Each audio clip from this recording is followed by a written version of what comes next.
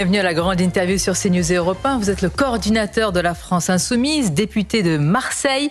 Première passation de pouvoir et premier conseil des ministres à venir pour l'équipe Barnier. On va les voir d'ailleurs, ils vont se retrouver pour un petit déjeuner arrivé en ce moment même. Le Premier ministre qui a affirmé hier, Manuel Bompard, simplement vouloir servir le pays. Est-ce que simplement pour cette phrase et malgré vos divergences de fond, vous lui dites bonne chance pour relever et servir la France? Non, je dis surtout bon courage aux Français. Il me semble quand même que tout le monde doit comprendre que la nomination de M. Barnier, ensuite la constitution de ce gouvernement, est une sorte de braquage en bande organisée. C'est-à-dire qu'il y a eu des élections au mois de juin et au mois de juillet, qu'il y a une coalition politique, c'est le Nouveau Front Populaire qui est arrivé en tête, puisqu'elle dispose du plus grand nombre de députés à l'Assemblée nationale. Et on a là, en quelque sorte, le club des perdants qui se met d'accord pour se répartir les miettes de la Macronie. Et je pense que ça sera et ça restera dans notre histoire comme un moment de forfaiture antidémocratique. Et je crains que ce traumatisme laisse malheureusement des traces. Vous savez, on n'est pas obligé d'être d'accord avec le Nouveau Front Populaire. Nous sommes dans une démocratie. Mais le principe de base dans une démocratie, c'est que quand on gagne les élections, c'est la formation politique qui gagne les élections qui est appelée à constituer un gouvernement. C'est pas ceux qui perdent. Et dans une démocratie, il peut y avoir aussi une culture du compromis. C'est ce qu'a dit hier Michel Barnier, et pas forcément de compromission. Est-ce que vous dites ce matin que quoi qu'il arrive, quoi que dise M. Barnier lors du discours de politique générale, ce sera donc la motion de censure de la part du Nouveau Front Populaire? Bien sûr que ce sera la motion de censure, tout simplement pour rétablir un ordre démocratique dans notre pays. Vous savez, le Nouveau Front Populaire, jeudi, est arrivé en tête, mais il ne dispose pas de la majorité absolue à l'Assemblée nationale. À partir de ce moment-là, bien évidemment que si le président de la République avait respecté le résultat des élections, c'est-à-dire qu'il avait permis la constitution d'un gouvernement du Nouveau Front Populaire, alors nous aurions cherché des majorités, des compromis à l'Assemblée nationale. Bien évidemment que dans une situation de majorité relative, il faut en rechercher. Mais la question, c'est qui décide du cap politique? Et ceux qui doivent décider du cap politique en démocratie, c'est les Françaises et les Français. Comment vous pouvez comprendre que la formation politique qui a fait moins de 6% aux élections législatives se retrouve aujourd'hui à la tête du gouvernement? Que vous ayez dans ce gouvernement une majorité de ministres de plein exercice qui soutiennent Emmanuel Macron alors qu'il a été battu aux élections européennes et qu'il a été battu aux élections législatives. C'est une négation du message qui a été envoyé par les Françaises et les Français. Manuel Bompard, ce matin sur CNews et Europe 1, vous dites la motion de censure, quoi qu'il arrive, qui sera donc portée par les socialistes, comme l'a dit hier le premier secrétaire du PS, Olivier Faure, au nom du Nouveau Front Populaire. Elle sera portée par l'ensemble des députés du Nouveau Front Populaire, le premier signataire, puisque nous sommes une coalition, et l'idée c'est qu'il va y en avoir plusieurs, des motions de censure.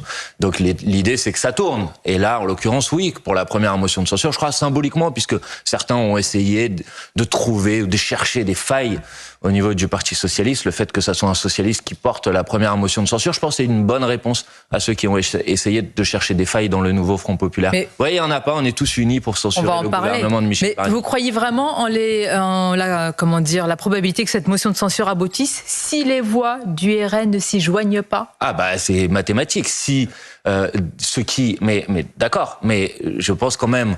Non, vous y croyez ou pas, c'est ma question. Bah moi, si je dépose une motion de censure, c'est avec l'objectif de censurer le gouvernement. Mais vous avez fait les calculs mathématiques, donc vous savez que c'est pas possible sans les voix du RN. Et maintenant, j'observe effectivement que le Rassemblement national a décidé de trahir ses électrices et ses électeurs, parce que pardon, mais moi, je combats les idées du Rassemblement national, mais il y a une nuance. Ils vont attendre de voir et de juger sur pièce. Non, mais attendez, Sonia Mabrouk, il me semble quand même que pendant la campagne des élections législatives, les électrices et les électeurs qui ont voté pour des députés du Rassemblement national, je crois qu'ils l'ont fait avec l'objectif de rompre avec le macronisme, pas de devenir en quelque sorte le faire-valoir de la continuité de la politique macroniste en France.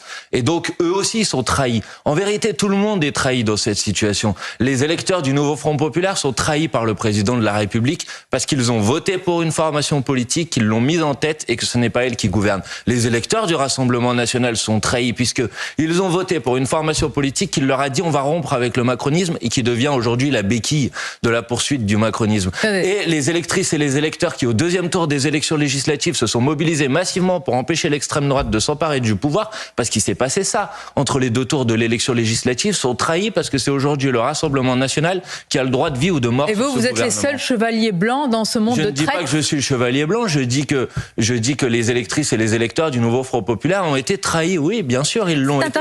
Et les Françaises et les Français l'ont été de manière générale. Vous dites que le RN, c'est la béquille du macronisme, alors que beaucoup, en tous les cas eux-mêmes, se perçoivent plutôt comme les arbitres des élections d'élégance, mais allons plus loin. C'est quoi la différence? Qui décide aujourd'hui? Mais qui est la formation politique qui permet à ce gouvernement de rentrer, de commencer à pouvoir gouverner ce pays? Qui est la formation politique qui a fait un pacte secret avec Emmanuel Macron? Tout ça a été documenté pour dire si c'est Monsieur Barnier, nous ne censurerons pas le gouvernement. Bah oui, je pense que les électrices et les électeurs du Rassemblement national, mais vous me direz à la limite, c'est leur problème. Mais peut-être que la prochaine fois, ils devraient se dire qu'ils ont été bien manipulés quand même. Manuel Bompard, est-ce que c'est de la trahison ou est-ce que c'est un esprit de responsabilité à l'inverse de votre position qui est de dire censure, volonté aussi de destituer le président? Est-ce que vous ne cherchez pas le chaos? Jean-Pierre Raffarin dit qu'après Monsieur Barnier, c'est la loi de la jungle. Mais c'est peut-être votre volonté. De dire ça, madame. Dans une démocratie, vous ne pouvez pas considérer qu'il n'y a qu'une seule option politique qui est possible et que tout le reste, c'est le chaos. Un gouvernement conduit par Lucie Castet, comme nous en avions fait la proposition, qui cherche des majorités à l'Assemblée nationale pour augmenter le pouvoir d'achat, pour développer nos services publics, pour répondre aux problématiques des Françaises et des Français, c'est pas le chaos. Quant à la procédure de destitution du président de la République, c'est un article de la Constitution, madame, l'article 68 de la Constitution. Quand on décide d'utiliser un article de la Constitution, donc une procédure qui est prévue par le droit à la Constitution. On peut vouloir le chaos institutionnel, tout en respectant la Constitution. Madame, il faut faire attention avec cette logique, parce que si vous essayez d'expliquer aux gens qui utilisent les outils de la Constitution pour faire leur travail. C'est mon cas. Je suis un député de l'opposition. J'ai pas été élu pour approuver la politique d'Emmanuel Macron. Je cherche à utiliser les moyens à ma disposition pour respecter la parole que j'ai donnée aux Françaises et aux Français. Si vous considérez désormais qu'utiliser les moyens de la Constitution, c'est faire preuve du chaos, alors il faudra dire aux gens qu'est-ce qu'ils doivent faire d'autre? Eh ben moi, je préfère que les gens se battent en utilisant les outils prévus par notre Constitution. C'est ce que je fais et j'appelle les Françaises et les Français à appuyer cette motion de destitution du président de la République. Ils peuvent le faire en signant une pétition qui est sur le site macron-destitution.fr. On est à près de 350 000 personnes qui ont signé cette pétition. C'est quand même la preuve que tout le monde a compris qu'il y avait un problème avec le président de la République. 350 000, c'est pas des millions de Français. C'est pas mal, madame, 350 000. Je vous laisse juge. Ce que je vous propose, c'est que vous fassiez une pétition pour soutenir Michel Barnier, puis on verra combien il y aura de signatures. Pourquoi moi? Non, vous, quelqu'un d'autre. Un nom en particulier. Je suis pas sûr qu'il y aura 350 000 signatures. Manuel Bompard, un nom en particulier cristallise les critiques et attaques de la gauche, c'est celui du ministre de l'Intérieur Bruno Retailleau, qui sera d'ailleurs notre invité à votre place demain ici même. Mathilde Panot avait déclaré avant même d'ailleurs l'officialisation du gouvernement qu'il avait fait preuve, monsieur Retailleau, de racisme. Est-ce que vous estimez aujourd'hui que le ministre de l'Intérieur de la France est raciste? Ah bah il a fait preuve de racisme, oui, bien sûr. Écoutez, quand monsieur Retailleau disait il y a un an, je vous parle pas d'il y a 30 ans, il y a un an, qu'un certain nombre de Français étaient en voie de régression vers leurs origines ethniques. Je cite exactement les propos qui ont été tenus par monsieur Retailleau. Excusez-moi, ça s'appelle un propos raciste. Mais quand monsieur Retailleau... Vous êtes bien placé pour savoir que c'est un délit, pas une opinion. Madame, je vais aller au bout. Quand monsieur Retailleau classe les Français en disant qu'il y aurait des Français normaux et il y aurait des Français qui sont des Français de papier. Excusez-moi, en République, il n'y a qu'une catégorie de Français, ce sont des Français. Voilà. Quelles que soient leurs origines, quelles que soient, quand ils sont Français, ils sont Français. Donc, oui, bien sûr, quand on commence à classer les Français, quand on commence à considérer que la régression vers les origines ethniques, c'est-à-dire qu'il y aurait des races et qu'il y aurait des races qui seraient inférieures, puisqu'on parle de régression. Monsieur oui, c'est Bompard, un propos raciste. Dans ce cas-là, si on fait une hiérarchie entre les races, eh bien, c'est pas une opinion, c'est un délit. Il est condamné dans notre pays. Ça n'a pas été le cas pour monsieur Retailleau, ou alors l'épisode m'a échappé. Vous avez raison. Pour l'instant, il n'a pas été condamné. Malheureusement, dans notre pays, il y a malheureusement encore des propos racistes qui ne sont pas condamnés. Il y a une justice. Mais oui, il y a des propos racistes, madame. Mais maintenant, si vous considérez, je suis très heureux de vous entendre dire ça. Si vous pensez maintenant que quand on est condamné pour racisme, ça doit avoir des conséquences, je suis tout à fait d'accord avec vous, mais ce serait bien qu'on s'en rappelle ici à CNews où on a laissé la parole pendant des années et des années à un homme, monsieur Zemmour, qui avait été condamné Monsieur Manuel Bompard, à multiples reprises pour des propos pardonnez-moi, pour la présomption d'innocence, c'est-à-dire comme lorsque madame Panot est entendue dans le cadre d'une enquête pour apologie de terrorisme, avant de dire qu'elle fait de l'apologie de terrorisme, j'attends l'enquête et la justice. Ça s'appelle la présomption d'innocence. Et je crois savoir que CNews et LFI y sont attachés également. Mais je crois que je suis pour la présomption d'innocence, mais en l'occurrence, je vous évoquais l'exemple de monsieur Zemmour. Lui, il a été condamné, madame, et ça n'a pas empêché, notamment notamment sur cette chaîne, qu'on lui déroule le tapis rouge pendant des années et des années. Demain... Donc, vous voyez, il y a là des gens qui voient les condamnations un petit peu à géométrie variable. Mais tout à fait, Monsieur Mélenchon demain sera entendu pour probablement injure publique parce qu'il avait comparé le président d'une université à Adolf Eichmann. Mais voyez-vous, on attend encore, c'est la différence peut-être. Maintenant, vous ne l'avez pas attendu d'ailleurs. Ah bah si, je l'ai dit, c'est présomption d'innocence. Peut-être personnellement, mais enfin, on va pas ici reprendre ce qui s'est passé pendant cette année. Mais pendant des mois et des mois, des semaines et des semaines, j'ai vu des bandeaux sur, y compris cette chaîne de télé, disant que la France Insoumise était un parti antisémite, alors que personne à la France Insoumise, vous voyez, n'a jamais été condamné pour antisémitisme. On va en parler, vous aurez l'occasion de vous défendre. Gabriel Attal, patron des députés Ensemble pour la République, veut des garanties du Premier ministre sur, Manuel Bompard, les droits LGBT, sur le droit à l'avortement. Michel Barnier dit qu'il ne veut pas répondre à des polémiques et dit qu'il n'y a aucune ambiguïté. Il y a vraiment une inquiétude sur ces sujets? Bien sûr qu'il y a une ambiguïté ou des inquiétudes, puisque sont nommés au sein du gouvernement de M. Barnier des personnes qui ont eu des positions sur, on va dire, la liberté, sur la lutte contre l'homophobie, sur la lutte pour l'égalité des droits, sur la lutte pour les droits des femmes, qui sont des positions incompréhensibles et insupportables. Je rappelle qu'il y a un certain nombre de ministres de ce gouvernement qui, il y a quelques mois, ont voté contre, par exemple, l'inscription du droit à l'IVG dans la Constitution. Pas pour autant qu'ils sont contre l'IVG. Alors pourquoi ne n'ont-ils pas permis de sanctuariser ce droit en l'inscrivant dans la Constitution? Peut-être qu'il n'y a pas de danger dans notre pays. Monsieur Barnier, peut-être qu'ils estiment qu'il n'y a pas de danger dans notre pays sans pour être contre l'IVG. Mais alors ça, c'est un Vous l'entendez ou pas cette nuance? Non, je ne l'entends pas parce que c'est un argument de mauvaise foi. Je vais vous dire pourquoi. Parce que par exemple, il y a d'autres pays en Europe dans lesquels le droit à l'IVG est remis en cause. Et j'observe que par exemple... Oui, d'autres.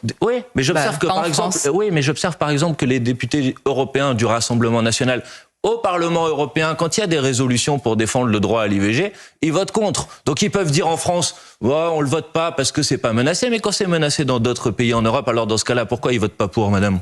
Bruno Retailleau qui est attendu, Manuel Bompard aussi au sujet de l'immigration pour un contrôle plus ferme ou ferme tout court, et peut-être une nouvelle loi proposant la fin de l'automaticité du droit du sol pour les enfants d'étrangers nés en France, ou encore la conditionnalité des prestations sociales à une durée de résidence minimale. Ça, je précise, c'est ce que voulait monsieur Retailleau avant d'entrer au gouvernement. Il nous précisera demain quelle est sa ligne et son objectif.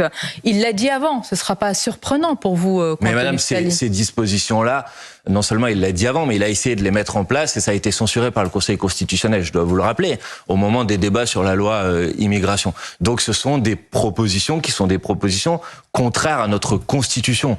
Donc je ne sais pas si M. Retailleau va s'entêter sur ce sujet, mais il est évident que s'il s'engage sur cette voie, il nous retrouvera sur sa route. Parce que effectivement, c'est inacceptable de continuer à défendre des mesures, notamment ce concept-là de préférence nationale, qui classe effectivement, encore une fois, les Français en fonction de leur origine et qui fait que certains auraient des droits particuliers que d'autres n'auraient pas. C'est contraire au principe d'égalité qui est au cœur de notre Constitution. Et pour contrôler davantage ces flux migratoires, comme le fait le... Attendez, je termine juste ma question. Le socialiste en Allemagne, Olaf Scholz, ou les sociodémocrates en Danemark, est-ce que c'est possible pour vous ou vous le rejetez également? C'est pas parce que des socialistes ailleurs en Europe font des erreurs et s'engagent sur une mauvaise voie que je dois la reprendre à mon compte. Vous savez, on pourra débattre, ça prendrait un petit peu de temps, sur la question de l'immigration si vous voulez. Ce que j'observe, c'est qu'on est en permanence chaque année avec des nouvelles propositions de loi et qu'à chaque fois on nous dit que ça n'a rien réglé. Donc peut-être qu'à un moment il faut se poser la question de savoir si la manière avec laquelle on traite du sujet est la bonne. Je ne le crois pas du tout.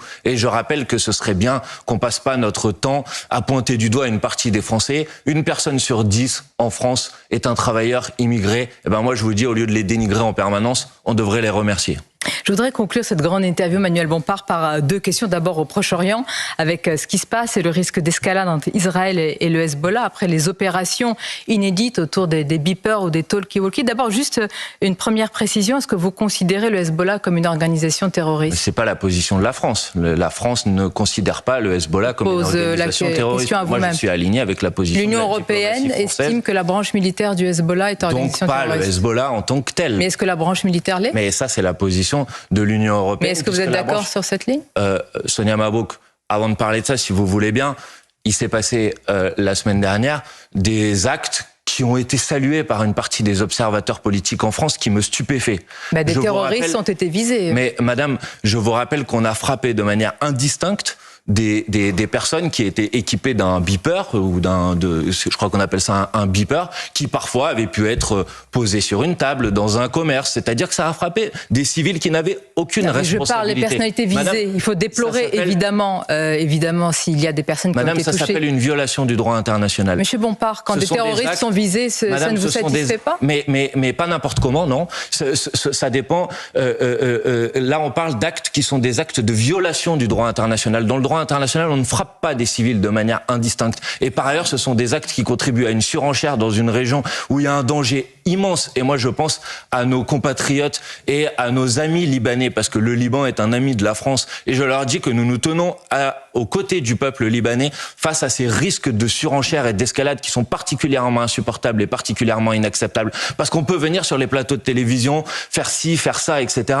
Mais je crois que personne n'a intérêt à l'embrasement généralisé d'une région dans laquelle il y a eu déjà beaucoup trop de souffrance et beaucoup trop de morts. Personne n'a intérêt à l'escalade, mais Michel Barnier, hier, le Premier ministre, a rappelé le droit d'Israël à se défendre. Il faut le sanctuariser. Vous pensez aussi à ce droit tout autant que vous pensez aux Libanais? Mais madame, d'abord, monsieur Barnier aurait pu avoir un mot pour les victimes civiles, la population gazaoui qui frappée depuis 1 an maintenant par des conditions qui sont des conditions atroces et qui fait dire à un certain nombre d'observateurs internationaux, et je reprends cette caractérisation à mon compte, qu'il y a aujourd'hui un génocide en cours à Gaza. Donc, monsieur Barnier aurait pu avoir un mot sur ce sujet. Quant au reste, oui, ma perspective politique, c'est la possibilité pour le peuple palestinien de pouvoir avoir droit à un État et la possibilité, bien évidemment, d'une cohabitation en sécurité pour l'État palestinien et pour l'État israélien. Mais on n'y arrivera, madame, qu'à la fin de l'opération israélienne à Gaza, que dans le respect du droit international, qu'avec la fin de la colonisation, parce que c'est seulement dans le respect du droit international qu'on arrivera à obtenir la paix dans cette région. Est-ce que dénoncer, et à juste raison évidemment, les morts palestiniens vous empêche de dire qu'Israël a le droit de se défendre? Mais non, Israël n'a pas le droit de se défendre dans toutes circonstances